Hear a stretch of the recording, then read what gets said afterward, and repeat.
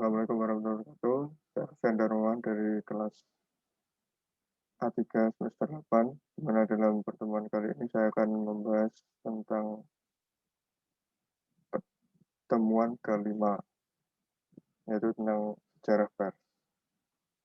Yang pertama yaitu media massa. Pertama kali lahir adalah media cetak. Hal ini sesuai dengan perkembangan teknologi, di mana teknologi percetakan lebih dulu lahir dibandingkan dengan teknologi komunikasi dan teknologi penyiaran. Dengan mesin percetakan, maka dapat diterbitkan buku surat dan selebaran. Berikut adalah tabel sejarah perkembangan media massa.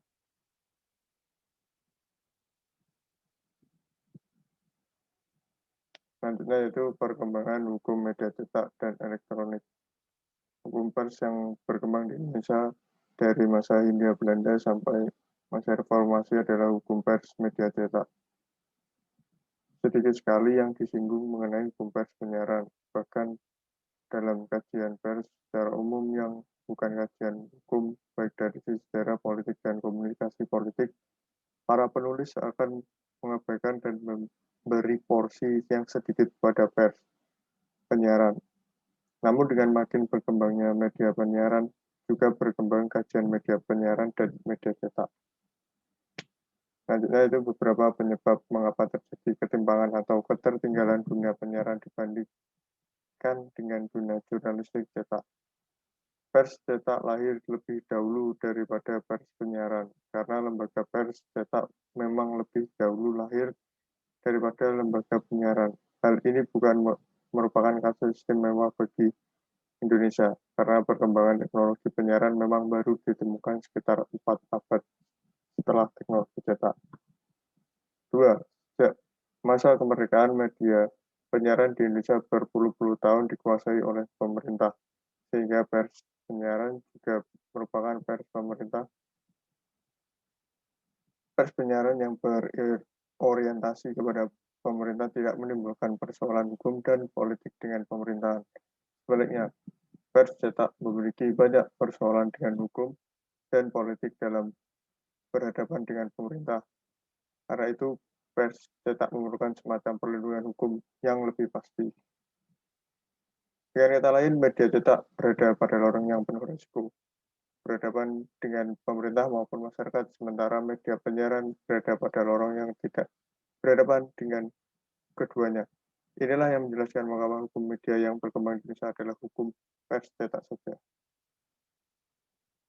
Sejarah media di Indonesia. Sejarah pers di Nusantara dimulai sejak abad ke-8 ketika Gubernur Jenderal Van Imhoff mendirikan Bataviaster Nowels tahun 1744, 3 abad setelah mesin cetak ditemukan oleh Gutenberg. Kapan sejarah pers dimulai di Indonesia? Sejarah pers di Indonesia dimulai sejak berdirinya koran pertama tahun 1744. Maka sejarah hukum media di Indonesia dimulai sejak keluarnya peraturan hukum tentang media yang pertama di Indonesia, yaitu tatkala pemerintah Hindia Belanda memperlakukan Reglement of the Drukwerken in Netherlands Indi tahun 1856. Secara umum, sejarah hukum media di Indonesia dalam kurun waktu sekitar 1,5 abad sejak zaman Belanda hingga era reformasi di abad ke-21 diwarnai dengan ketentuan hukum yang mengekang kebebasan media, khususnya kebebasan pers. Meskipun terdapat pasang surut, namun secara umum pengekangan lebih menonjol daripada kebebasan.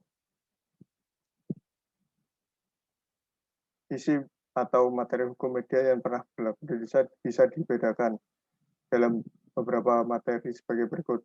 Hukum yang memberi kewenangan penguasa untuk melakukan sensor preventif. Sensor preventif adalah sensor yang dilakukan sebelum sebuah media diterbitkan. 2. Hukum media yang memberi kewenangan kepada penguasa untuk menutup dan memberedel sebuah media. 3. Hukum media yang memberi kewenangan kepada penguasa untuk mengeluarkan dan mencabut izin, dan sebaliknya juga mewajibkan media untuk mendapatkan izin sebelum menerbitkan medianya. 4. Hukum media yang berisi jaminan kebebasan pers atau kebebasan media. Dilihat dari sifat peraturannya, secara hukum, media dapat dibagi dalam 3 periode. Yang pertama, periode sensor preventif. Yang kedua, periode perizinan atau pemberedelan. Yang ketiga, periode kebebasan pers.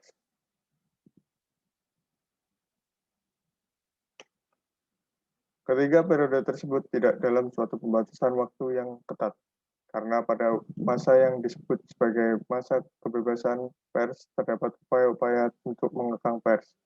Pada masa sensor preventif juga terdapat pemberedelan. Pembagian periode ini tidak dibatasi oleh periodisasi kekuasaan politik, sebab pergantian penguasa politik baik masa penjajahan Belanda atau Jepang maupun masa kemerdekaan Orde Baru maupun lama masing-masing memiliki kesamaan dalam melihat kebebasan pers. Perbedaannya terdapat pada gradasi bukan pada substansi. Media cetak dan media penyiaran memiliki perbedaan fundamental. Antara lain, media cetak dan media penyiaran adalah dalam penggunaan alat untuk menyampaikan pesan kepada massa. Media cetak dalam menyampaikan pesan kepada massa atau khalayaknya dengan mencetak pesan-pesannya di atas kertas. Sedangkan media penyiaran menyampaikan pesan melalui teknologi komunikasi baik berupa suara, audio maupun suara dan gambar audio dan visual. Dan berupa suara atau suara dan gambar tadi kemudian didistribusikan melalui frekuensi gelombang radio.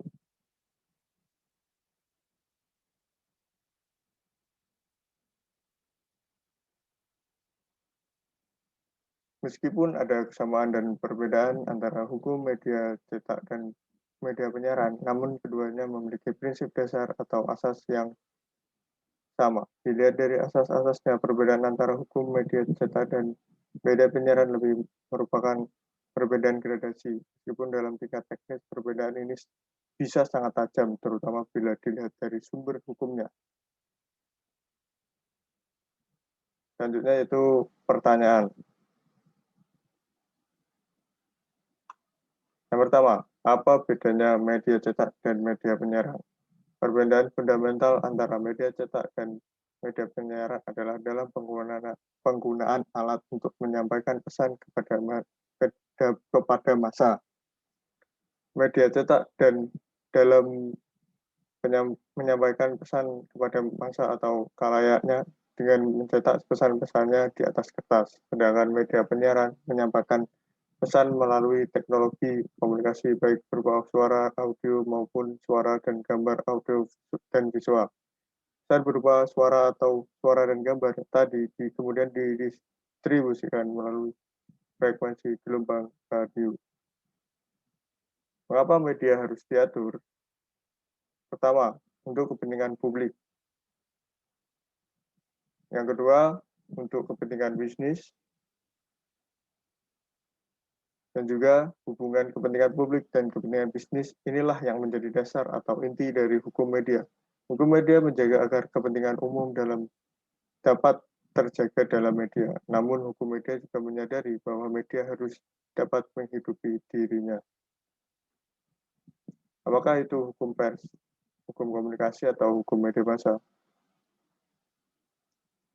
Hukum pers dan hukum komunikasi yaitu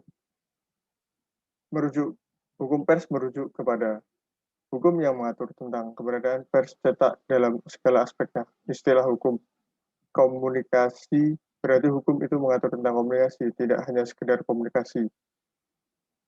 Sedangkan hukum komunikasi adalah hukum yang mengatur tentang berbagai masalah yang berkaitan dengan aspek-aspek telekomunikasi atau yang berkaitan dengan penggunaan ranah publik, gelombang radio termasuk aspek teknisnya.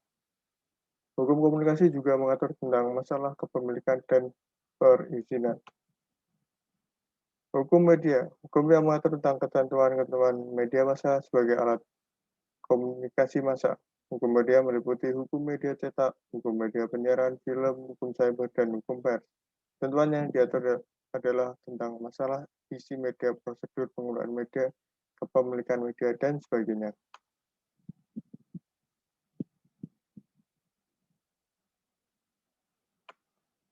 Yang keempat, hukum pers meliputi beberapa pengertian. Jelaskan.